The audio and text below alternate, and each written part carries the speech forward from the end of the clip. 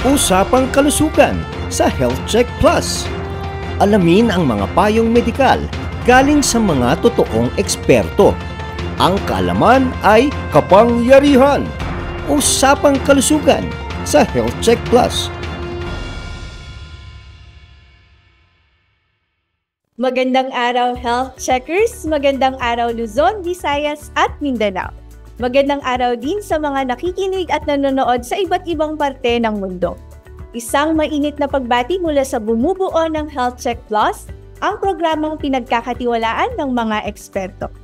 Kalagitnaan na ng Mayo, mga Health Checkers, nagre-raining in Manila na. Kahit medyo mainit-init pa, ay alam nating paparating na ang La Nina. Ihanda na ang gamit ulan at kumpunuhin na ang mga bubong. Kasama na din syempre ang paghahanda ng ating health para sa pagpapalit ng temperatura. Pero tag-araw man o tag-ulan, kailangang alagaan ng ating mental health. Sa pagpapatuloy ng ating serye tungkol sa kalusugan sa workplace bilang pagpapahalaga sa ating mga manggagawa, kasama natin ang isang professor, registered psychologist, licensed professional teacher at isa ding registered nurse at MBA degree holder. Let us all welcome Professor Michael U. Jimenez. Magandang araw po, Prof. Mike. Magandang araw din sa iyo, Teacher Eddie, at maraming salamat sa inyong pag-imbita sa akin. Siyempre, pinabati natin lahat ng ating mga health checkers dito sa Pilipinas at pati na rin sa buong mundo. Natutuwa kami na sa susunod na mga minuto kaya ay makakasama uli namin dito sa programa ng Health Check. At marami tayong matututunan dahil ito ay panahon nga para alamin kung ano ba ang mental health ng mga manggagawa. So, simulan na po natin ang pagkakwentuhan, Prof. Mike. Totoo po ba na isa kada 7 tao sa workplace ay nagkakaroon ng mental health issue? Ayon sa pag-aaral, oo. Isa sa bawat 7 tao na nagtatrabaho ay nakararanas ng mental health issue. Ibig sabihin nito, 14% ng ating workers ay nakararanas ng mga mental health issues na related pwede sa work or pwedeng sa kasama sa trabaho or sa iba-iba pang mga aspeto ng kanilang trabaho. Napakadami po pala nito, Prof. Mike, no? And medyo alarming kasi parang 14%, so medyo madami talaga. Ano po ba yung mga usual, Prof. Mike, na-encounter ninyong health issues na madalas na kinukonsulta po sa inyo na nakaka-apekto sa workplace environment? Kapag pinag-uusapan yung tungkol sa mga health issues, syempre, apektado ang mental health ng mga empleyado o ng mga nagtatrabaho ng ating mga manggagawa, lalo-lalo na kapag batak na batak ang kanilang katawan. So yung physical, kumbaga ito nga ang number 1 Ang number 1 na reason, isang major reason kung bakit nagkakaroon ng problema sa mental health, yung pagod na katawan ng manggagawa. Bukod dito sa pagod na katawan ng manggagawa, nandyan din yung emotional. Kasi syempre, depende sa trabaho nila. Sa trabaho kasi, iba-iba talaga mararamdaman natin, Teacher Eddie. Sa lahat ng mga nakikinig dito, siguro mga sa ating tagapakinig at tagapanood, may mga pagkakataon, di ba, na nasa trabaho kayo, na bigla kayong nalulungkot dahil doon sa may nangyari sa trabaho, o kaya bigla kayong nagagalit, o kaya bigla kayong nakakaramdam ng kaba doon sa inyong trabaho. Iba-ibang emotion ang naramdaman at ito ay bahagi ng mental health. Kaya naman kung mga napakahalaga na para sa ating manggagawa na alamin ano ba ang nararamdaman ko sa pagkakataon to habang ako ay nagtatrabaho. So iba-iba ang mga emosyon na kanilang naranasan, kaya ito din ay factor kung bakit magkakaroon ng issue sa mental health. Ang dami po palang pwedeng factors, no, Prof. Mike? And buti po narinig natin kay Prof. Michael na yung pagkakaroon ng pagod na katawan, saka yung iba't ibang mga emotional distress, no, na ating pwedeng maramdaman sa ating trabaho ay nakaka-apekto pala sa ating mental health. So, sa inyo pong experience, Doc Mike, ano po ba yung mga usual pa na pwedeng mga trabaho, kumbaga, na maging prone para sa mga mental health issues? Nako, ang mga trabaho na, kumbaga, kapag ang trabaho mo, ikaw ay nakikipag-usap, no? Sa customer service yan, customer service, kumakausap ka syempre, ang baka tumanggap ka ng isang call, no? Tapos yung tumawag sa'yo, isang customer na nagre-reklamo, isang customer na galit. Syempre, ikaw ngayon, sinisigawan ka, mas stress ka talaga. Tapos meron pang emotional labor na tinatawag na kailangan kahit sinisigawan ka, dapat kampante ka, dapat magalang ka, dapat positive ka pa rin, na nakaka-stress pa rin kapag ano na nga naranasan ng mga nasa linya ng customer service. Kaya nga napakahalaga na meron talagang abilidad na mag-control sa emotions ang ating mga manggagawa na nasa customer service. Kapit lang dito yung mga nasa healthcare. Isipin nyo, sa healthcare, umaga, tanghali, gabi, madaling araw, anytime pwede magkaroon ng emergency. Makakita ka ng tao na na-aksidente, makakita ka ng tao na, yun na nga, tao na nagsasuffer o kaya tao na maaaring pumanaw. Ang pinakamahirap din sa healthcare ay tandaan natin kung ang kausap mong tao ay malungkot, sayo kasi gusto mo mararamdaman mo yung lungkot nila. Kasi kumbaga, meron tayong tinatawag na empathy, no? Yung empathy, yung kakayahan natin na basahin yung nararamdaman ng ibang mga tao. Kaya stressful yun. Isipin nyo, kung ang kausap mo for the past 8 hours na duty mo, puro mga malulungkot na tao, pwede mong makuha yung lungkot nila. Pati yung sa legal, no? Sa enforcement, nako, halimbawa, pupunta sila sa isang crime scene. Ano yan, kumbaga pwedeng traumatic experience din ito para sa kanila o kaya mga first responders sa emergency. Makikita nila yung dugo, makikita nila yung trauma. Mahirap yon para sa kanila dahil kumbaga papasok yon sa kanilang memory na ganito ang nangyari, makikita nila yung suffering ng tao, and sinabi ko nga, maaari nilang makuha yung nararamdaman ng tao na yon. Kaya kailangan talaga ang ating mga first responders, ang mga tao sa healthcare, ang mga nasa legal enforcement, ang mga nasa customer service, at lahat ng mga magagawa dapat magaling mag-manage ng emotions. Kasama na rin dyan yung isang napakahalagang sektor, no? Yung sa maritime industry, ang mga seafarer, tapos ang mga OFW. Syempre sila ay malayo sa mga pamilya. Kaya dahil sa malayo sila sa pamilya, malaking lungkot ang nararamdaman nila dahil may mga pagkakataon na meron silang nararamdaman, hindi nila makausap, no? Dahil nga minsan walang internet connection kapag lalo na mga seafarer kapag nasa gitna ng voyage. May mga times may internet pero may mga times na walang internet, kaya nakakaramdam talaga sila ng pagiging powerless, no? Powerlessness sa na hindi nila kontrolado ang nangyayari dito sa Pilipinas, at ganyan din ang maraming OFW. Yun po pala yun, Prof. Mike, no, totoo po yan, napaka-prone po pala ng mga ganitong types of work sa mga mental health issues. So, punta naman po tayo, Prof. Mike, no, ano po yung, sa tingin ninyo, yung shifting ba? Meron po bang epekto yon sa ating mental health? At ano po ba yung usual na generation? Kasi ang dami po ngayon, mga different types of generation na kasama na ng workforce, no? So, sino pa yung mas prone sa kanila pertaining to having mental health issues? Okay. Kapag pinag-uusapan kasi ang tungkol sa mental health issues, iba-iba nga naman tayo ng generation, no?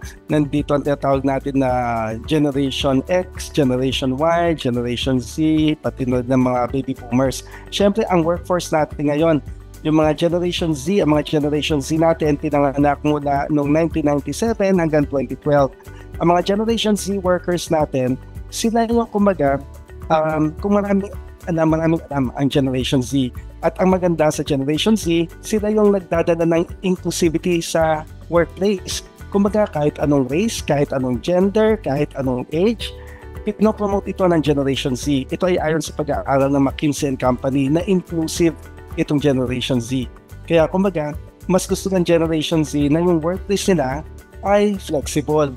Gusto na ang workplace nila ay inclusive, na maging sino man sila. Yan, lagi silang pakikinggan. Minsan naman, ang mga Generation X, at kabilang ako dito, no? Kami mga pinanganak na 1965 to 1980. Nako, sino kaya mga tagapakinig natin dito, 1965 to 1980? Kami ay may mga pagkakataon. Ganyan, Prof. Sa mga health checkers sa 1965 to 1980, syempre alam naman natin kung ano yung kinalakan natin. Ang kinalakan natin na mundo noon, walang internet, no? Ang kinalakan natin na mundo noon ay alas 7 ng gabi, tulog na tayo kasi 3 lang ang channel sa TV. Itong bagong Generation Z, marami sila talagang exposure sa mga bagay-bagay.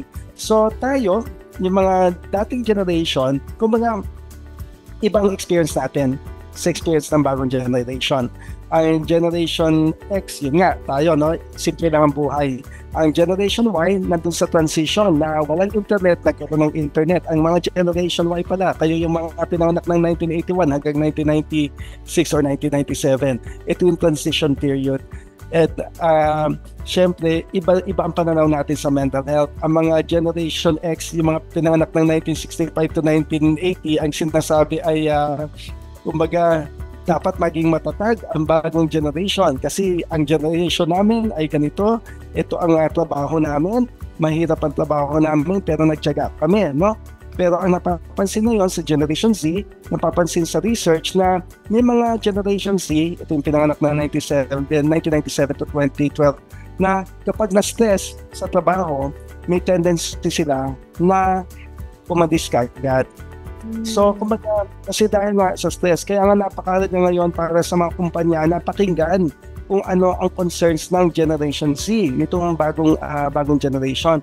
Ano ang concern nila in terms of flexibility? Kasi ito na ngayon, yan talaga ang hinahanap ng bagong generation. And tayo rin naman, ang Generation X tsaka Baby Boomer Generation Y, nakikita naman din natin na, mukhang pwede ngang i-applyan. Kaya nga nandito ngayon sa workplace, iniisip ng industry na paano tayo makakagawa ng flexible schedule kung saan may mga pagkakataon na nag-work from home. May mga kumpanya ngayon na talagang nandun sa kanilang policy na kailangan meron tayong work from home once a week. Kailangan meron tayong work from home 2 times a week kung kaya rin lang. So, yun ang mga hakbang na kailangan gawin dahil nga bawat generation ay iba at bawat generation ay dapat intindihin. So ang Gen X, yung mga managers na Gen X or Gen Y, intindihin ang Generation Z at ang Generation Z, alamin ko ano ba ang kailangan ng Gen X at Gen Y para sa buong productivity ng buong kumpanya.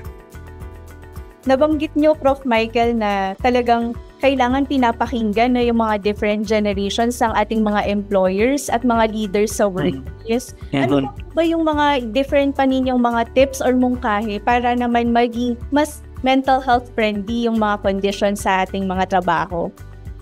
Para maging mentally healthy, talagang number 1, makinig. Yan. Kaya paano tayo makikinig sa mga empleyado? Ang kailangan natin mag-conduct ng survey. Pwedeng written, pwedeng ito ay verbal. Mag-conduct ng interview. Alamin kung okay ba itong kumpanya na ito. Maganda, kumusta ba ang satisfaction score dito? Ang mga empleyado ba dito ay satisfied? At kung hindi sila satisfied, bakit kaya hindi sila satisfied? Sa kahit anong klaseng relationship, mother, father, mother-child, father-child, no? Sa kahit anong relationship, employer, employee, no? At kahit anong relationship, wife, husband, partner, ano ba ang number 1 kung bakit nagtatagad? Nakikinig sa isa't isa. Inaalam kung anong kailangan, nag-a-adjust sa bawat isa. Kaya kahit ano pang generation ng mga tao sa isang kumpanya, for as long na nakikinig ang bawat isa, tapos hinahanapan ng solusyon ng mga problema, magiging mentally healthy ang mga tao. At mahalaga yung respeto na pinapakita ng bawat isa. Mahalaga yung paggalang. Mahalaga na doon sa organization, laging iniisip ng mga tao ganito. Dito sa organization namin, paano kaya kami magiging masaya? Yan ang iniisip. Siyempre, napakahalaga na yung output. Kailangan meron tayong output, pero hindi lang productivity lahat. Mahalaga ang balanse ng productivity tsaka people. So isipin natin na ma-hit ang target. Pero habang na-hit ang target, masaya din ang mga tao. Kaya nga, very important dito yung tinatawag natin na para sa mga leaders, para sa mga managers na nandito, no? At nakikinig, kahit hindi ka manager, no? Alam nyo, kahit sino naman ay pwedeng maging leader. Sa mga nakikinig dito, siguruhin natin na sa bawat araw, sa trabaho natin, meron tayong dala-dala na joy, masaya, no? Interest. Dapat ginagawa natin yung mga bagay na interesado tayo. Dapat inspired. Maghanap ka araw-araw. Ano kayang makaka-inspire sa akin ngayong araw na ito dito sa trabaho ko? Pwedeng tao, pwedeng sitwasyon, pwedeng yung ginagawa mo mismo. Maghanap din ng pagkakataon na doon sa workplace, kailangan merong time na tahimik, na may peace. Kaya may mga programa talaga na dapat gawin ang organization. Dapat mayroong mga sineselebrate, maliit na bagay, malaking bagay sineselebrate yan. Nagbibigay ng reinforcement sa mga tao, binibigyan ng praise. Very important yun. Hindi mo naman kailangan na magbigay ng gift. Minsan yung topic, minsan nga yung salita lang ang laki na ng impact sa mga tao. Na kung araw-araw, yun ang laging iniisip ng company at ng mga empleyado. Ano ang pinagpapasalamat ko ngayong araw na ito dito sa aking trabaho? At kung lahat ay down, ano pa kayang pag-asa ang meron para lahat kami dito ay umangat? So, every day kailangan nyo ng gawin, iniisip kung paano ako magiging masaya sa trabaho ko. Sabi nga ni Dr. Barbara Fredrickson, isang sikat na researcher din sa positive psychology, anong sabi niya? Kung araw-araw meron tayong tasks to do, araw-araw, itong gagawin ko. Di ba, anong gagawin natin ngayon? Number 1, mamalengke. Number 2, maglaba. Number 3, magluto. Number 4. Kung meron tayong tasks to do, dapat meron tayong feelings. Yan, dapat feelings to accomplish. Parang ganyan. Dapat, anong mararamdaman ko ngayong araw na to? 1, 2, 3, 4, 5. Hindi lang sa bahay, kundi sa kumpanya mismo, kundi sa workplace. May effort syempre, lahat, no? At ako, napakahalaga ng leader. Sa leader nagsisimula ang lahat. Kasi pag ang leader mo, ang direction ay tungkol sa mental health, apektado na ang buong ang lahat ng mga members. Totoo po yan, Prof. Mike, no, talagang relate tayo dyan na kapag okay yung ating mga leaders at talagang binibigyang pansin ang mental health ng lahat, na talagang nagpo-follow na lahat ay nagiging mas healthy din ang kanilang mental health. Prof. Mike, curious po kaming mga health checkers kasi nabanggit niyo po kanina yung pag-control ng emotions, pag-manage ng emotions. Meron pa po ba kayong mga payo para po gawin ito at siguro mga iba pang mga health tips din para mapanatili ang ating mental health? Okay.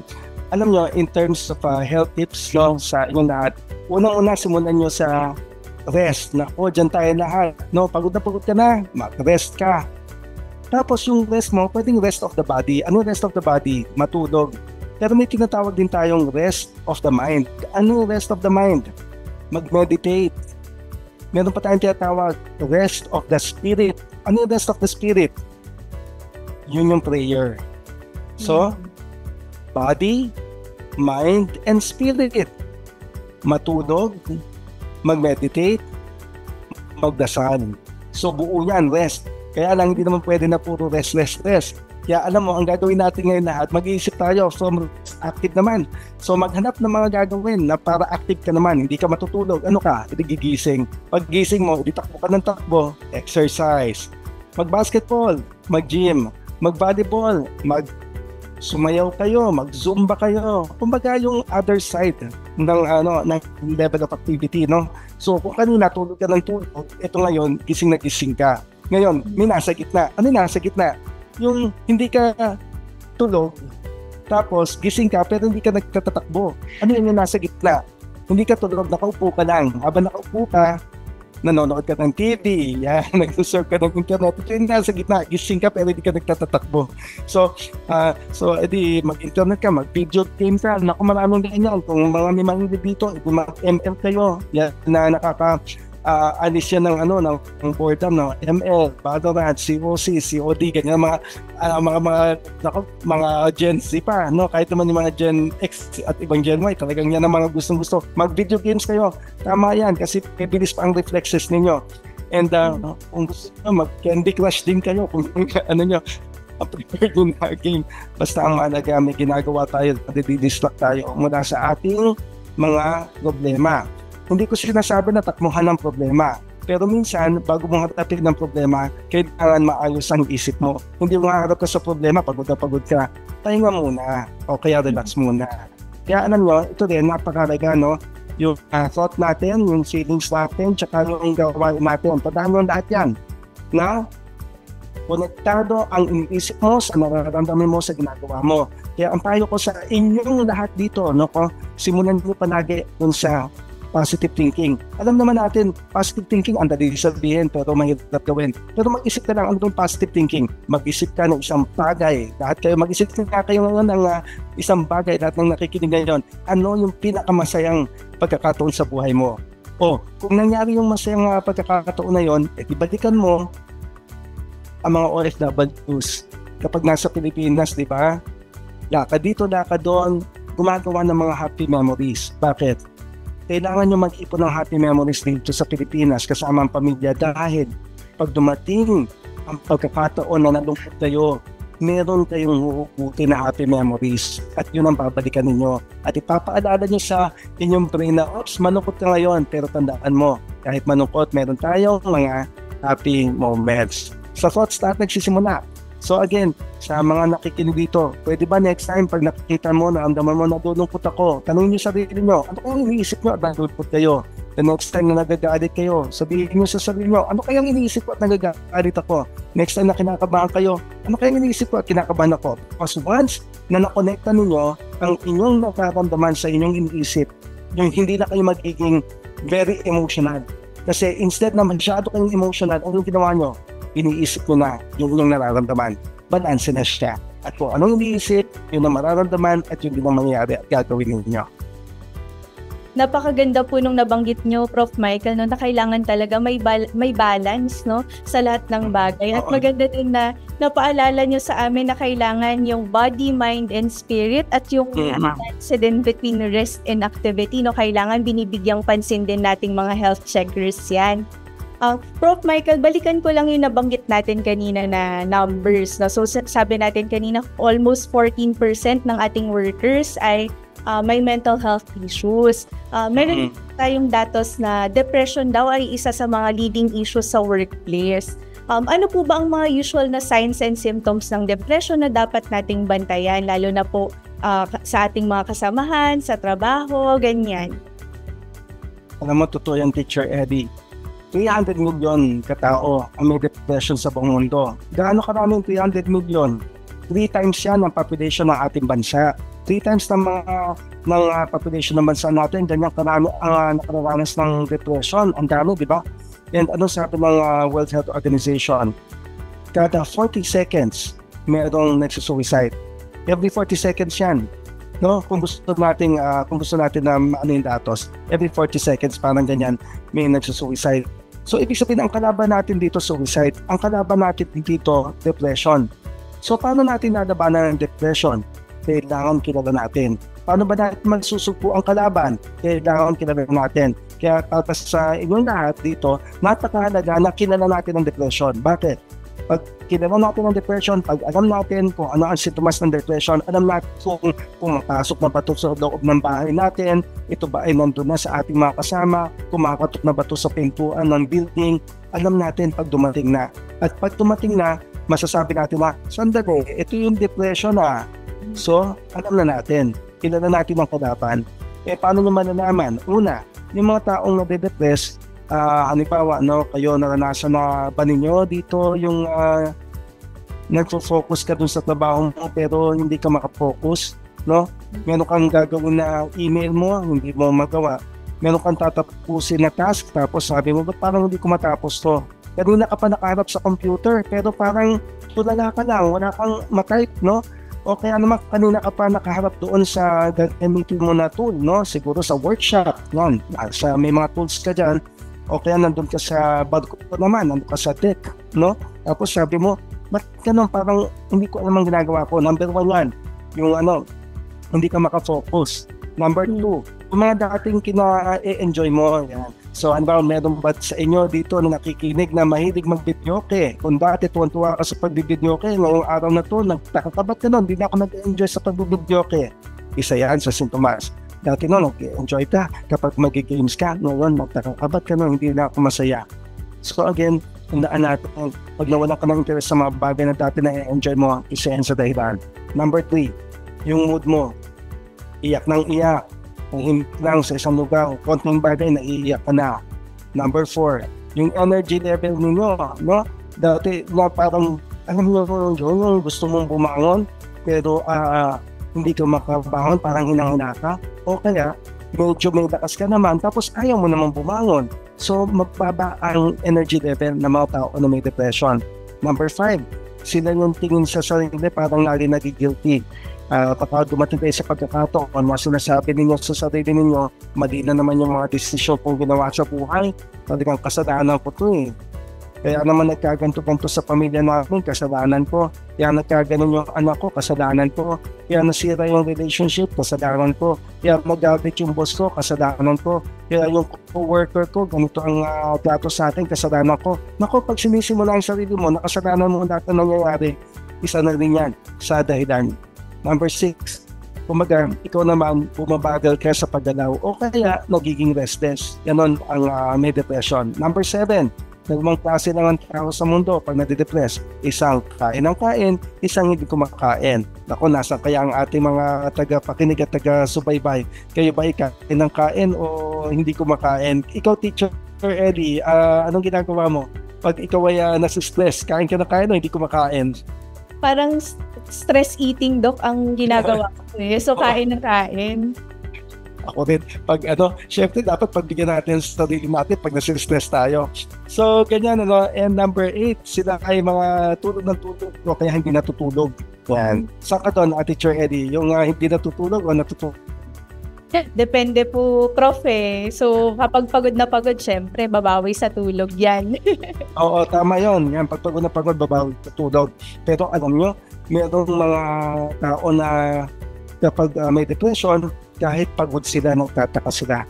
Hindi sila makatulog. No? May mga ganon. Kaya nga, binabanggit ko nga yung mga seafarers. Kasi sila yung apektado ng pagtulog. But yung mga nag-shift naman, kasi erratic ang schedule nila. Erratic. No, minsan, matutulog naman sila, biglang tatawagin sila. Parang gano'n. So, imbis na matutulog, babangon na naman. Tapos, kapag may tatapusin, hindi sila pwede magsabi matutulog ako. Kasi may specific time lang na yun yung time na kailangan tapusin yung isang trabaho. Kaya yun yung number of hours. Malaking concern yan para sa ibang mga profession at kabilang na doon, syempre, ang mga seafarers. And ang tinatawag natin mga number 9 na symptom, ito yung suicide. Pwedeng ang suicide ay idea lang, pwedeng ang suicide ay plano, pwedeng ang suicide ay sinubukan mo ng tao. Yun ang number 9. Alam nyo, doon sa binanggit ko na siyam na symptoms na yun ng depression, signs and symptoms, pag ang isang tao nakalima out of 9, yung binanggit ko na siya, 5 out of 9, sa loob ng 2 linggo, yun ang dinadiagnose namin mga psychologists na merong major depressive disorder dun sa siyam na yun. Pero kailangan nandun yung sad ang mood, ibig sabihin manukod, tsaka nandun yung nawala na ng interest sa mga dati niyang nagagawa. Isa sa dalawa. Ayan po no mga health checkers, narinig po natin from Prof. Mike na talagang very important ang social support kapag na-recognize na natin na ang ating mga kasamahan ay meron ng mga ganitong sintomas ng depression. Prof. Mike, ano pa po ba yung mga kailangang tandaan patungkol po dito sa social support na ito? Kapag tayo ay inang social support, huwag tayong matatakot. Lahat tayo, pag tinanong ang sarili niyo, isipin nyo, lahat ng nakikinig dito, isipin nyo, ano yung napaka-nakikiman ninyo 10 years ago? Yan. O baka hindi nyo na maalala kasi nyo na. O sige, sa mga taga-pakinig natin, isipin nyo, ano yung malaking problema nyo years ago? Hindi nyo maalala. O kaya, yung gusto nyo sukuan na, sabi nyo, suko na ako. Pero, tignan nyo kayo, nakatayo pa rin. Diba? Nalampasan lahat ng mga problema. Kung titingnan ninyo, ano yung mahalagang part kung bakit nalalampas natin ang problema? Siguro naalala nyo yung tinawagan na yung kaibigan mo tapos nag-usap kayo tungkol doon sa problema. Inasolve ang problema, so, nagtaka ka, gumaan yung pakiramdam mo. Ang maganda, may kausap tayo, nakakakuha tayo ng ibang perspective o ibang pananaw. Kasi pag tayo lang mag-isa, ang nakikita natin, ito lang. So, di ba? Pero pag meron kang kinausap, ano tingin mo dito? Ano tingin mo dito? Makaka ng ibang idea na hindi ka, dahil nga masyado ka malungkot, Kaya pag masyado tayong upo, masyado tayong galit, kailangan natin kumausap ng tao para makakuha tayo ng ibang pananaw tungkol sa pinagdaanan natin. And naman sa mga tutulong dito, syempre, dahil pagkakataon na hindi lang tayo ang hihingi ng social support, kundi tayo ang magbibigay ng social support. Para sa mga magbibigay ng social support, pakitanong nyo. Number 1, ang nangyari. Number 2, anong isip mo dahil sa nangyari? Number 3, anong naramdaman mo dahil sa nangyari? Or number 4, anong ginawa mo dahil sa nangyari? Pag natanong natin yung apat na yan, naku, napakahalaga niya. Kasi yung mismong tao na kinakausap mo, nakikita niya yung sitwasyon. Nalalaman niya kung ang iniisip niya. Tapos alam niya ngayon ang naramdaman niya. Tapos sa bandang huli, anong plano mong gawin? Nakakakuha ka ng idea kung anong plano mong gawin. Hindi lang yun. Are empowering the person. Kinutulungan tao na mag-isip para sa sarili niya. Hindi tayo nag-ikagad ng advice. Ito pala ang tatandaan nyo. Pag may kumakausap sa tayo, nagbibigay ng advice. Although alam ko, yan, syempre, lahat tayo dito, gusto-gusto natin, bigay tayo ng payo, di ba? But pag nakikinig dito, yung nagsisimula pa lang ng kaibigan mo, no? Hindi pa natatapos isang sentence, ang payo mo agad, ganito gagawin mo. Huwag mo na magpayo. Pagtanong, makinig. Dahil minsan, alam na ng tao kung niya, ang kailangan na niya is yung makikinig sa kanya. Pero, sabi ko nga, tao na yon may problema, tapos yung problema niya, hindi na makakain, hindi na makatulog, apektado ng trabaho, natutulala na sa workplace, kailangan na magpa-check up sa professional. Pumunta na sa doktor, pumunta sa psychiatrist, psychologist, counselor, para maging mas malinaw yung sa kanyang sitwasyon. Napakarami po nating napag-usapan, Prof. Mike, no? At maganda na na-remind natin ng ating mga health checkers na kung sakaling marami na itong mga sintomas na ito at kailangan na talagang humingi ng tulong ay magpa-check up na sa ating mga mental health professionals. So maraming salamat po, Prof. Michael, sa inyong mga tips, no, at yung mga napag-usapan po natin ay talagang ma-apply naming mga health checkers. Huwag po kayong bibitaw, ipagpapatuloy natin ang usapang mental health with Prof. Mike na focus naman sa ating mga migrant workers. Dito lang sa programang pinagkakatiwalaan ng mga eksperto, ang Health Check Plus. Usapang kalusugan sa Health Check Plus. Alamin ang mga payong medikal galing sa mga totoong eksperto. Ang kaalaman ay kapangyarihan. Usapang kalusugan sa Health Check Plus. Mga health checkers, maaari niyong balik-balikang panoorin ang ating mga episodes sa Health Check Plus YouTube channel or iscan ang QR code na makikita sa inyong mga screen. Mag-comment, mag-like, mag-subscribe, at i-click ang notification bell para laging updated sa ating mga features. Be a health checker!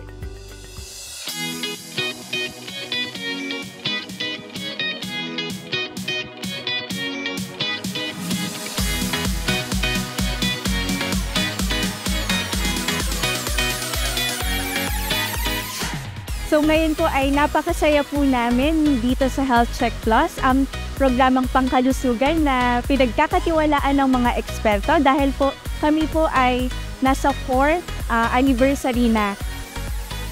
Kasabay po ng ating pagdiriwang ng ating 4th year anniversary ay ang pag-launch ng ating Health Check Plus Kalusugan Caravan. So dito po sisimulan natin ang pagbibigay dito sa Cancer Institute, dito sa Philippine General Hospital. Sinama po natin ang ating mga kasamahan sa Health Check Plus para po tayo ay magbigay saya sa ating mga patients dito. Kung hindi po dahil sa tiwala na binigay po ng ating mga nanonood at nakikinig, ay hindi po kami aabot sa 4th year anniversary na ito. Comment, mag-like at diba? Mga taga-teatro prod nyo, diba? Check na check! Check na check!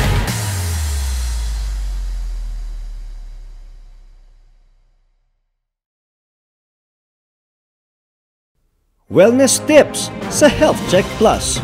Katawan, kagandahan, kagalingan, ating alagaan, Dito lang yan sa Wellness Tips sa Health Check Plus. Nagbabalik ang Health Check Plus, ang programang pinagkakatiwalaan ng mga eksperto. Alam niyo po ba na ayon sa Philippine Statistics Authority, mayroong estimated na 1.96 million na Filipino migrant workers noong 2022. Karamihan sa mga OFWs na ito ay 30 to 34 years old. Sa patuloy na pagbibigay pugay sa ating mga manggagawa, pag-uusapan naman natin ngayong araw ang tungkol sa mental health ng ating mga migrant workers o mas kilala bilang OFWs. Kasama pa rin natin si Prof. Michael Liu Jimenez. Magandang araw po ulit sa inyo, Prof. Michael. Magandang araw, Teacher Eddie, at magandang araw sa lahat ng ating mga taga-subaybay dito sa Pilipinas at sa buong mundo.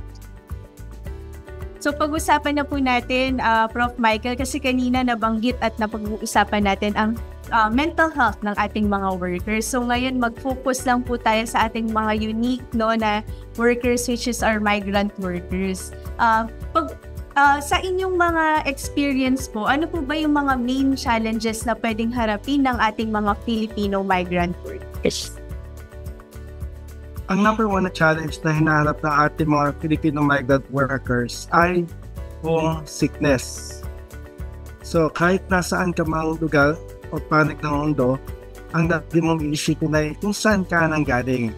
Magbamis sa mga Filipino migrant workers natin, ayaw talaga nilang umalis sa ating bansa. So, dahil sa economic gain na makukuha nila sa ibang bansa at sila ay gumagawa ng desisyon para doon na magtrabaho.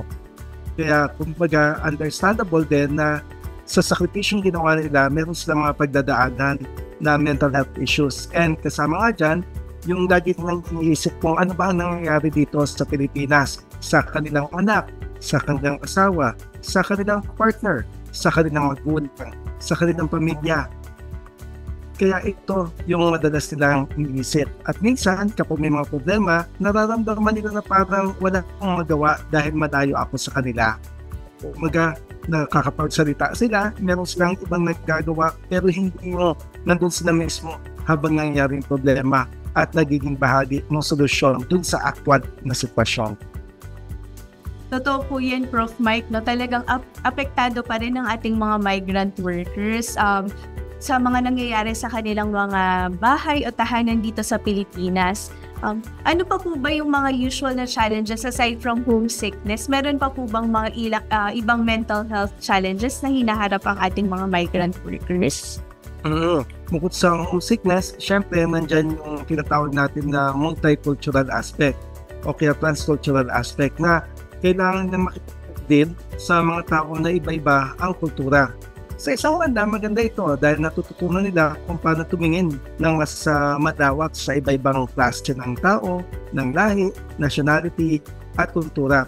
Pero nagiging dahilan dito para sila ay medyo magkaroon ng challenging na sitwasyon. Dahil minsan, hindi talaga nila maintindihan kung paano magsalita yung mga tao o kaya nahihirapan sila na aralin yung lengguwahe.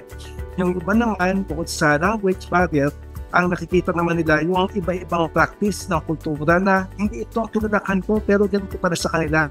Oo, nagiging interesado ka pero pabalik ka kung saan ka nag-ugat, kung saan ang ugat mo. May mga ganung pagkakataon na hinahanap pa rin kung ano nga ba yung nangyayari sa akin noon.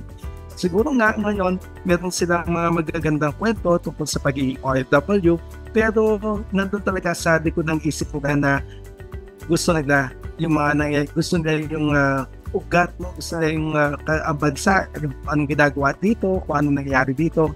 Pero yun na nga, kailangan nila magtrabaho para sa kanilang pamilya. I'm sure relate dyan ang ating mga OFWs, Prof. Michael, na talagang may mga cultural factors patungkol sa kanilang mental health na nakakaapekto. But punta naman po tayo sa healthy and friendly work environment na away from home. Kasi syempre nabanggit nga po ninyo talagang medyo may challenges na additional ang ating mga migrant workers. Ano po yung pwede ninyong maipayo sa ating mga kababayan sa ibang bansa na talagang pwede nilang magawin para naman po maging healthy pa din ang kanilang work environment? para maging healthy ang kanilang work environment. Kumbaga, kung sila ay na-homesick, ibig sabihin, naghahanap ka talaga ng connection Yung connection mo sa Pilipinas, hindi hanap mo rin doon. Kaya kung nasan mang dako tayo ng daigdig o panig ng mundo, napakalaga na maghanap tayo ng social connection. Bukod doon, ang importante yung pinapractice pa rin natin yung mga kulturang kinagisnan natin dito sa Pilipinas para hindi natin tuloy nararamdaman na, naku, malayo na ako doon, separate na ako doon. Kumbaga, kung paano sina-celebrate yung mga kultura at tradisyon dito sa Pilipinas, kailangan meron mga communities sa ibang bansa na yun ang ginagawa. Kaya, halimbawa, kung kayo ay nasa London, may Filipino cultural community doon. Halimbawa, kayo ay nasa UAE, no? So, bubuo kayo din sa komunidad ng mga Pilipino para para kumbaga nararamdaman pa rin kung paano ang maging Pilipino dahil hahanap-hanapin mo yun nasang bansa ka man, naghahanap ka ng pareho ng lengguwahe, naghahanap ka ng pareho ng kinagisnan, ng kultura, na pag nag-usap kayo, meron kayong commonality. Kaya madali para sa isang Pilipino na kausapin sa pang-Pilipino dahil there is something in common. And remember, something in common connects people. Oo, syempre, maganda yung meron ka mga bagong nakikilala na ibang kulay, na ibang kultura, na ibang reliyon. Pero okay din na may mga pagkakataon na bumabalik ka doon sa pinaka-roots mo sa kulturang Pilipino. Alam niyo, Prof. Michael, totoo po yan, no? Kahit yung mga simpleng mga jokes lang, iba rin kapag, halimbawa, Filipino o Tagalog yung gamit natin. So I'm sure yung ating mga OFWs at migrant workers nakaka-relate din dito na iba din talaga pagka Filipino ang iyong kausap, no? So maganda po na nabanggit ninyo na important itong mga groups na ito, no, na talagang kailangan nagko-connect pa rin sila sa kanilang Filipino cultural community. Kaya Teacher Eddie, maganda yung mga napapanood natin sa TV na Filipino-oriented na shows. Dahil kumbaga, konektado pa rin. Kahit 20 years ka na sa ibang bansa, 30 years ka na, anong binabalikan nila na palabas? Mga Pilipino. At minsan yung mga Pilipino, no, minsan ang hirap ang hirap i-translate yung joke sa English. Kaya kumbaga, ang gusto mo, ang kausap mo yung Pilipino. Gusto mo, pag may mga ganyan, no? Sasabihin na, pag Pilipino ang kausap ko, gets ka agad yung joke na to. Pag meron akong kausap pero hindi Pilipino, ito ang nangyayari. Pero sabi ko nga, iba-iba. Kumbaga, may mga ganong aspeto, pero may mga times na appreciated mo na hindi Pilipino ang kausap mo. No? Na appreciated mo pa rin na ibang lahi. Kasi kumbaga, natututo at tumatawa ng patanda. So, sa kahit anong sitwasyon man yan, ang mga kaya natututo tayo. Yan. So talagang I'm sure nakaka-relate talaga ang ating mga OFWs, no, na expand ang kanilang mga horizon in terms of culture, no, sa exposure nila sa mga iba't ibang mga bansa, no. Patungkol naman po, Prof. Michael, sa mga self-care practices, kasi nabanggit nga po ninyo merong mga kakaibang mga challenges ang ating mga migrant workers. Ano naman po yung sa tingin ninyong mga self-care practices na pwede nilang incorporate sa kanilang mga daily routines bilang OFWs? Okay, kung self-care lang din. At nabanggit mo, Teacher Eddie, ang daily routine. So, sabihin, daily routine dapat pagising sa umaga, meron ka nang ginagawa. Pag natapos ang araw, dapat meron ka nang ginagawa. Alam mo, very important sa ating tinatawag na positive emotions. Kailangan lagi natin inisip, ano kaya mga positive emotion ko ngayon? Paulit-ulit di ba? Mahalaga talaga yung pag-umaga, nagpapasalamat tayo. Pag-gising mo, ano kaya yung pinagpapasalamat ko ngayong araw na to? Bakit? Kasi ayon sa pag-aaral ni Dr. Barbara Fredrickson, no, na kapag ikaw nagkakaroon ng positive emotions, mas bumubukas at tumadawak ang isip mo. So umaga pa lang, kailangan sabihin mo sa sarili mo, ano ba ang pinagpapasalamat ko ngayong araw na to? Dahil it will create an impact kung paano haharapin ang buong araw. Kasi simulan mo sa positive. Ngayon, syempre yung buong araw, hindi mo naman masasabi na napakaganda ng lahat ng mangyayari. Meron at meron abilidad dyan. Pag natapos yung araw, dapat ang ending ng araw natin, anong pinagpapasalamat ko ngayong araw na to? Para nakakondition ang brain natin na bago matulog, laging meron pa rin dapat ipagpasalamat. At pag ganun ang programming ng brain natin, lagi tayong tinitingin hindi lang sa negative, laging sa positive side, na kahit ano pa ang nangyaring gulo ngayong araw na to, problema, aberya, o obstacle, alam mo na pagdating ng gabi, meron pa rin tayong ma-appreciate sa buhay natin. Yung ang daily routine na pwedeng gawin. At syempre, nandiyan yung relax. Tandaan nyo to, no? Kumbaga, makinig kayo sa music na gusto mo. Kung sino man ang paborito ninyo na artist. Teacher Eddie, ikaw meron ka mga paborito na artist, singer, ganyan? Wala po, halo-halo po po. Halo-halo. O yung mga taga-subaybay natin, ako siguro meron kayong mga iba-ibang gusto. Pwedeng Filipino singer, pwedeng yan ay Amerikano, yan ay Korean, kahit sino ka. Kahit hindi mo naiintindihan ng language, ang mahalaga kapag napakinggan mo, natutuwa kayo na yun. Kahit Arabic pa yung music na yan, kung simulan mo ng pakinggan, tapos may naramdaman ka na maganda, okay yun, kahit mo naiintindihan yung lyrics, no? So doon papasok yung pagiging relax mo eh. So makinig ng music, manood ng mga gusto mong palabas, tapos tumikim ka ng gusto mong tikman na pagkain na hindi naman sobrang kain, no? Pero yung pagbigyan mo ang sarili na yung pagkain na gusto mo, kainin mo yan para mag-relax ka, no? Then again, wag sobra-sobra, no? And kaya yung iba naman, ang gusto naman ng iba, bibilis na ng pabango kasi gusto naman nila yung nakakamoy siya ng pabango, ganyan, para sila relax.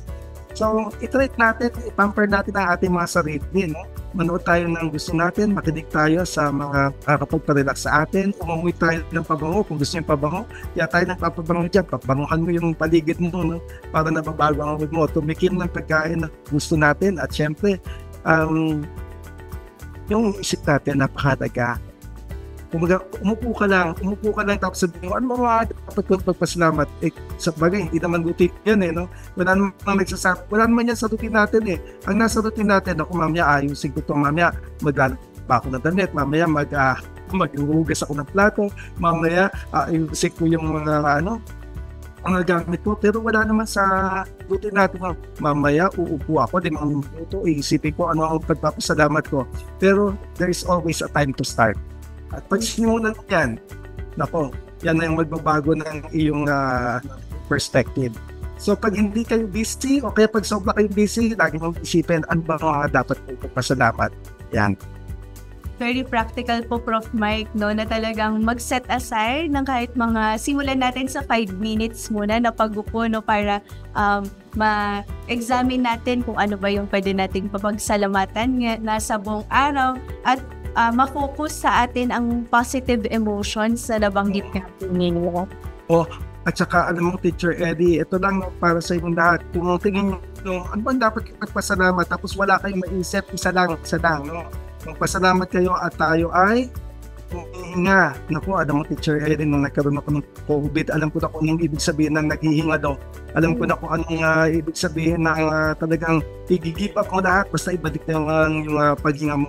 Kaya alam mo, tayong lahat syempre, dami natin gusto sa buhay, no? Pero pag bumalik lang tayo doon sa basic, sabihin natin, ay, masaya ako. Ba't masaya? Kasi tingnan mo, nakakahinga ako.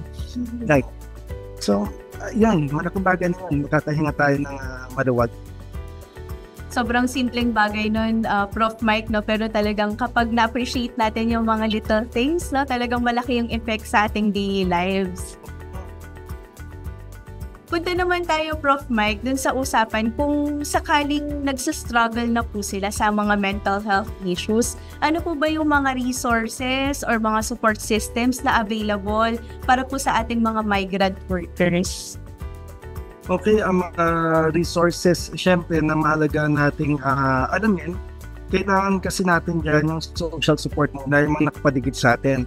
Kaya, aside from that, syempre, yung mga social support, yung mga kaibigan natin, genuine yan, gustong makatulong sa atin, yung mga kaibigan natin. Pero alam nyo, yung mga kaibigan natin, minsan, wala silang tinatawag natin na professional help na maibibigay. Pero marami kayong mga kaibigan, sila muna napitan nyo. Kung wala pa kayong mapunta na doktor, psychologist, or counselor, or psychiatrist, pumunta sa kaibigan at dun sila kausapin para yung kaibigan mo mismo ang magsasabi sa inyo na, halika, sasamahan kita dito. Kasi alam mo, pag napakalungkot ng tao, wala ka na talagang lakas So minsan kailangan ng kaibigan para tulungan na mag-desisyon na, halika, sasamahan na kita. In terms of resources, marami rin tayo sa internet na makikita, no? Alamin natin sa internet, itype natin mental health. Tapos sa mga, kung ma-down ninyo ang mga apps, no? Meron na ngayong apps na pwede nyo i-download sa inyong phone. I-type lang yung mindfulness yan. Mindfulness, itong mindfulness, pag tinike mo, may dito po dyan na mga apps. Mag-download nun kasi mindfulness, bibigyan kayo ng instruction kung ano ang gagawin at usually makikinig ka dun sa instruction para ikaw ay ma-relax. Kasi alam mo, ang brain natin, sa totoo lang, lahat tayo dito, ang utak natin madikit yan At saka lahat ang inisip ng utak natin kung anong worries natin sa future, kung ano ang anxieties natin sa paparating pa lang, tapos ang inisip natin, yung regrets natin sa buhay, kailangan natin yung present moment. Masyado tayong dalang-dala sa mga sa mga worries natin na mangyayari bukas, sa isang araw, 2 weeks from now, 5 years from now. Masyado tayong nagpapaditin sa mga regrets natin in the past. Punta tayo sa present moment. At itong present moment na ito, ano bang dapat kong i-appreciate? Hindi naman natin sinasabi na wag na tayong magplano para sa future. Pero ang sinasabi natin, itong present moment ang pinakamahalaga. Baka mamaya, dahil puro ka future, nalilimutan mo na po ano yung experience na dapat mong gawin today. Yung mga tao na nandiyan sa paligid mo today. Yung mga bagay na kailangan mong i-appreciate today. Yung iba mangyayari pa lang, yung iba nangyari na, itong nangyayari ang dapat bigyan natin ng pagpapahalaga. Focus on today, mga health checkers. Yan ang payo na narinig natin kay Prof. Mike, no? Balik tayo, Prof. Mike, dun sa tungkol sa social support kasi alam naman po natin na most of our migrant workers ay talagang may connection pa din or nakakapag-communicate pa rin sa kanilang mga pamilya, no? Ano naman po yung mga pwedeng gawin ng mga kamag-anak na nandito po sa Pilipinas na may mga kamag-anak na migrant workers? Ano naman po yung pwedeng maitulong? Maaaring maitulong ng mga pamilya sa kanilang Filipino migrant workers.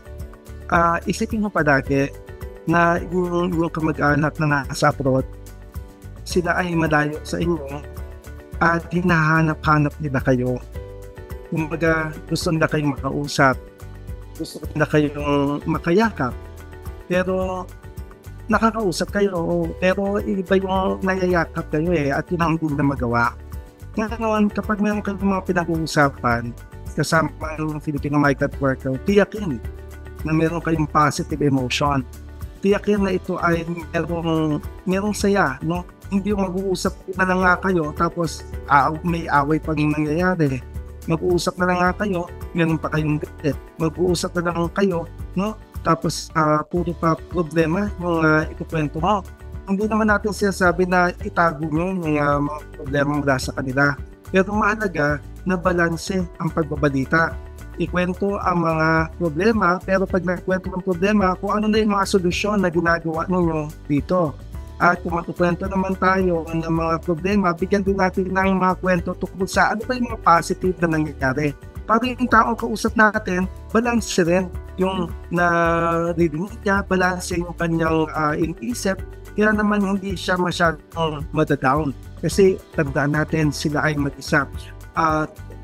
Kung may mga OFWs na mag-isa talaga, may mga OFWs na may mga kasama, may mga OFWs na nagtatrabaho sa loob ng isang bahay dahil sila kasama poon. No? At syempre dahil nagtatrabaho sila sa bahay, kasama sa bilang kasambahay, minsan tuwing linggo lang sila nakakalabas, yan minsan Sabado, at meron pa ang iba na hindi talaga nakakatlabas, no? Kaya dahil unang-una wala silang community, kaya napakahalaga talaga ng community. Kung nandun kayo sa isang bansa, hanapin niyo sino pa ang iba dito. Again, para sa mga kamag-anak, mahalaga na tanungin nyo at kumustahin nyo sila. Yan. Kumustahin nyo, ano na nangyayari sa'yo? Yan. Ano na iniisip mo dyan? Anong nararamdaman mo? Anong mga plano mong gawin? Kaya, kasi minsan, ayon nga sa ibang mga OFW, minsan, pag tumatawag ka kamag-anak, ito kailangan namin. Pero, syempre, mahalaga na sabihin sa kanya na, kumusta ka na? Ano na ang nangyayari? So, very important yung pangungusta. At pakikinig. Sabi ko nga sa inyo, pag tinatanong ang mga OFW, sino kakausapin mo kapag may problema ka? Sasabihin na, may kasama ko sa trabaho, kakausapin ko. Ang problema minsan walang kasama sa trabaho. Mag-isa lang, sino kakausapin mo kung nakasama sa trabaho?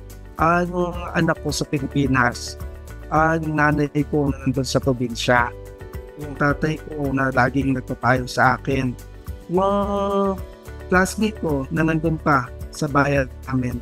So kapag wala kang susudingan doon sa lugar mo, saan ba sila pupunta? Sino ba kontakin nyo dar?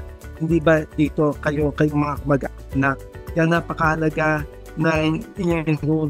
Kung tingin nyo, kailangan nyo ang mga OFW para kayo ay maging matatag.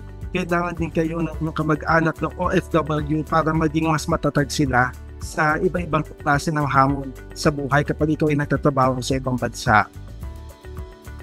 Napakalaking tulong po talaga niyan, Prof. Michael, no, na talagang kailangan balanse. So narinig po natin mga health checkers, no, kapag may kausap po tayo na kamag-anak ng mga migrant workers, kailangan po ay balanse ang pag-uusap at kumustahin at pakinggan din kung kumusta po sila, no? Prof. Mike, punta naman po tayo sa usapang mental health ng ating mga migrant workers. Nakaka-apekto din po kasi nabanggit ninyo kanina yung mga cultural factors, no, sa kanilang perception at treatment sa kanilang mental health issues. Base sa inyong experience po, ano po ba yung mga common misconceptions about mental health ng ating mga OFWs at paano naman po ito pwedeng baguhin o i-address? Okay. Kapag pinag-uusapan ng mga misconception, minsan kasi yung iba, inisip nila, nandito na nga ako sa ibang bansa, so malulungkot pa ako. Baka mamaya pag ako nagsabi sa mga kasamaan ko na, alam nyo, nalulungkot ako, baka naman isipin ng mga kasama ko, nalulungkot ka, mahina ka naman kasi nilalang. Yan, ang takot nila. Nalulungkot ka, ang tamad mo naman kasi mag-isip, kaya ka nalulungkot. Nalulungkot ka, naku. Hindi ka katulad namin. Ako, ang dami ko ng problema pinagdaanan, tapos yan lang, hindi mo malampasan. Yan yung tinatawag natin na stigma, na bakit ako magsasabing nalulungkot ako sa mga kasama ko sa trabaho, baka mamaya kusgahan na ako kung mahina ako. So ito ang kailangan nating ma-address, yung stigma.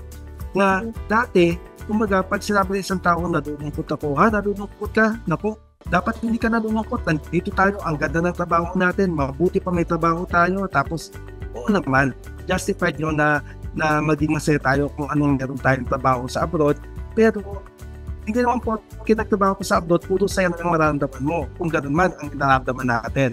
Meron talagang pagkakataon na nalulungkot tayo. Sa mga ganung pagkakataon na nalulungkot tayo, ang mahalaga, aminin natin na nalulungkot ako at pwedeng sabihin sa taong pinagkakatiwadaan. Ako, nandun yung term na mahalaga na pinagkakatiwadaan. Kasi hindi mo naman i-share lahat yan sa kahit sinong kakilala mo lang. Pero alam mo, may mga tao na gusto, sinashare nila yung kanilang problema doon sa nakilala nila na stranger. Kasi sabi na, at least, hindi ako matatakot na baka ikalat. Kasi yan yung mga issues na pag kinuwento ko sa kasamahan ko dito sa abroad, baka mamaya pagkwentuhan ako ng mga iba kong kakilala, na iba kong kasama. So ito ang mga bagay kung bakit sila nag-aatubili na magkwento. Number 1, no, baka sabihin mahina sila. Number 2, baka pag kinento ko, ikalat. No? Number 3, ayokong makaistorbo ng ibang tao. Alam ko na ang kasamaan ko ng mga OFW, meron silang mga sarili-sariling problema. Kaya hindi na ako magkukwento. Tandaan natin, no, na meron mga sarili-sariling problema ang bawat OFW, handa din sila makinig. At kung handa sila makinig, kasi makikinig ka rin naman sa kanila later on Ipagtulungan naman, collaboration. Kaya iwan na natin yung mga paniniwalaan o yung kultura noon na huwag tayong magsabi na ating nararamdaman. Kung ito na ang panahon, itong pagkakataon na maging bukas tayo, kung ano man ang ating nararamdaman, para ito ay napapag-usapan, ito ay naging bahagi ng talakayan, at syempre, nabibigyan ito ng solusyon. Yeah, so ngayon sa inyong lahat, pag kayo nalulungkot, sabihin nyo, nalulungkot ako. Yeah. Nagagalit kayo, sabihin, nagagalit ako. Kinakabahan kayo, sabihin nyo, kinakabahan ako. Tapos magugulat kayo. Kasi pag sinasabi nyo yung nararamdaman ninyo, tignan, unti-unting bababa yun. Pag kayo malungkot, sila mga nalulungkot ako. Tapos naghanap ka pa na kausap, ito kasi nahandama akong lungkot eh. Tignan nyo, yung taas ng lungkot mo, bumababa yan. Yung tindi ng galit mo, bumababa yan. No, yung nervyos mo, bumababa. Bakit? Kasi napapag-usapan natin dahil kinukwento mo. So, again, huwag masyadong dibdibin. Huwag masyadong itago sa dibdib ang mga nahandaman. Ilabas yan para ito ay gumaan. Pag tinabi mo, di ba, kahit naman anong itabi mo, talagang bibigat ka eh. Pero pag nilet go mo, nakakaroon tayo ng gaan ng katawan at gaan ng kaisipan. Ang dami po nating napag-usapan, Prof. Michael. So, bago po tayo pumunta sa huling mensahe ni Prof. Mike, maaari niyo po bang ipaalam sa ating mga health checkers kung saan at paano po kayo makakontak para sa konsulta at iba pang mga katanungan?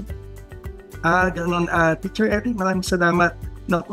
Meron na pong website, at yung website na yun ay maaari kayong magpadala doon na yung mensahe kung meron kayong katanungan, tapos ako naman ay sasagot. Kung magpupunta na din yung sa email po, yung contact number doon or contact message or mail. Ang pangalan na ating website ay www.michaelujimenez.com. So yung mismong pangalan ko. So puntahan namin pa, magpadala ng mensahe para naman mabigyan natin ng pansin kung ano man ang concern regarding your mental health. Thank you very much. Thank you po doon sa inyong website, Prof. Mike. So, huling mensahe niyo po, Prof. Michael, para sa sektor ng paggawa ngayong buwan ng Mayo tungkol sa Labor Month celebration para lalong mataguyod ang wastong mental health sa workplace. Ang aking mensahe, siyempre, ang layunin natin ay magkaroon tayo ng mentally healthy workers. At para magkaroon ng mentally healthy workers, alamin natin saan magaling yung stress natin. So, tanongin yung sarili mo, saan ba galing ang stress ko? Galing ba ito sa aking trabaho mismo? Doon sa aking katrabaho? O problema sa bahay? O baka ako mismo ang pinanggagaling ng stress? Pag nalaman nyo na kung saan galing ang inyong stress, alamin ko, masusolusyonan ko ba ito o hindi? Kung masusolusyonan, edi solve. Kung walang solusyon, edi i-manage nyo yung nararamdaman nyo. Kasi wala na eh, tatanggapin mo lang, wala na pa ng solusyon eh. Para naman hindi na biging pabigat sa atin. At maghanap palagi ng paraan kung paano, sabi ko nga, araw-araw sa buhay natin mag-isip kung paano tayo sasaya. Kasama yan, kung araw-araw hindi natin anong oras ako kakain, umaga, tanghali, gabi, anong oras ako matutulog, isama na natin yan. Anong oras ako mag-iisip ng mga bagay na kailangan ko ipagpasalamat. Kahit tig sa 10 segundo, basta may schedule yan. And again, makinig sa mga music na gusto nyo patinggan, panoorin ang mga favorite movies, maglaro ng video games kung kinakailangan, mag-exercise, mag-gym, mag-meditate, at magdasal. Maraming salamat sa inyong lahat, sa inyong pakikinig. Thank you rin, Teacher Eddie. At salamat sa health checkers natin dito sa DZRH. Maraming salamat po muli, Professor Michael U. Jimenez. Sana po muli kayong bumisita dito sa Health Check Plus. Maraming salamat sa lahat ng health checkers. Samahan niyo po kami muli sa susunod na linggo. Tandaan, ating pangalagaan ang ating kalusugan sapagkat ang kalusugan ay ating kayamanan. At huwag kalimutang batiin araw-araw ang ating minamahal. Be kind, be safe, and stay healthy. Hanggang sa susunod na linggo mga health checkers, ako po si Teacher Eddie Campos Banayat, dito sa programang pinagkakatiwalaan ng mga eksperto, ang Health Check Plus. Wellness tips sa Health Check Plus. Katawan, kagandahan, kagalingan, ating alagaan. Dito lang yan sa Wellness tips sa Health Check Plus.